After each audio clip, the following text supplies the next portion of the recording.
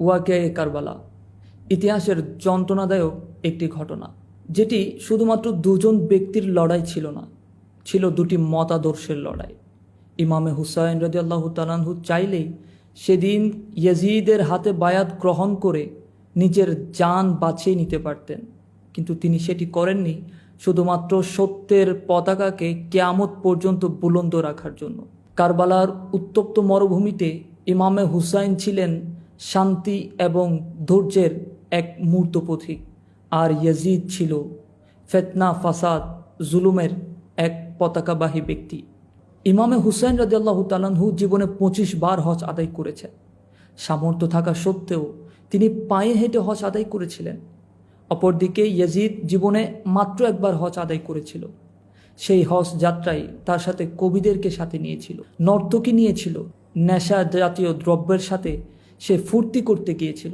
হজ শেষে ইয়াজিদ যখন মদিনার রাস্তা ধরেছিল, মদিনায় পৌঁছেছিল, তখন সেখানে গিয়ে সে নেশার আসর বসিয়েছিল, যার মধ্যে তারা মদ খেয়ে মাতাল হয়েছিল।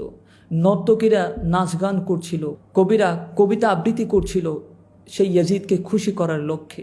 ওই সময় ইয়াজিদ মদের একটি গ্লাস নিয়ে ইমাম হুসাইনকে দেয়, বলে আপনিও কিছু পান করুন।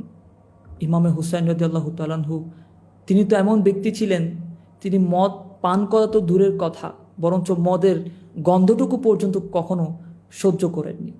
ইমামে হুসাইন রাদিয়াল্লাহু তাআলা আনহু স্বচক্ষে ইয়াজিদের ভ্রষ্টতা দেখেছিলেন। ইয়াজিদ কত বড় পাপিষ্ট ছিল এটি ইমামে হুসাইন রাদিয়াল্লাহু তাআলা আনহু দেখেছিলেন। এরপরও কেমনে ইমামে হুসাইন রাদিয়াল্লাহু তাআলা আনহু ইয়াজিদের হাতে বায়াত গ্রহণ করবেন? ইমামে হুসাইন রাদিয়াল্লাহু তাআলা আনহু পবিত্র কোরআনুল কারীমের উপর এত সুন্দর এবং এত গুরুত্বের সাথে আমল করেছেন, যেখানে আমার আল্লাহ সুবহানাহু ওয়া তাআলা বলছেন, ইয়া আইয়ুহাল্লাযীনা আমানুস্তাঈনু বিস-সাবরি ওয়াস-সালাহ ইন্নাল্লাহা মা'আস সাবিরিন।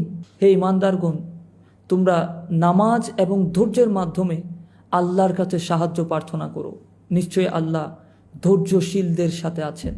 যে কথাটুকু আমরা বলছিলাম কারবালার ইতিহাস, এটি আমাদের প্রত্যেকেরই জানা কথা, কিন্তু কারবালার যে শিক্ষাগুলো আমাদের আছে সেই বিষয়গুলো নিয়ে আমাদের জানতে হবে। আজকের এই পর্বে আমরা শুধুমাত্র কিছু বেসিক কথা বলার চেষ্টা করেছি, যেখানে ইমামে হুসাইন রাদিয়াল্লাহু তাআলা আনহু কেন ইয়াজিদের হাতে বায়াত গ্রহণ করেননি তার কিয়দাংশ আলোচনা করার চেষ্টা করেছি। পরবর্তীতে আমরা কারবালার বিভিন্ন ওয়াকিয়া সম্পর্কে আলোচনা শুনবো ইনশাআল্লাহ।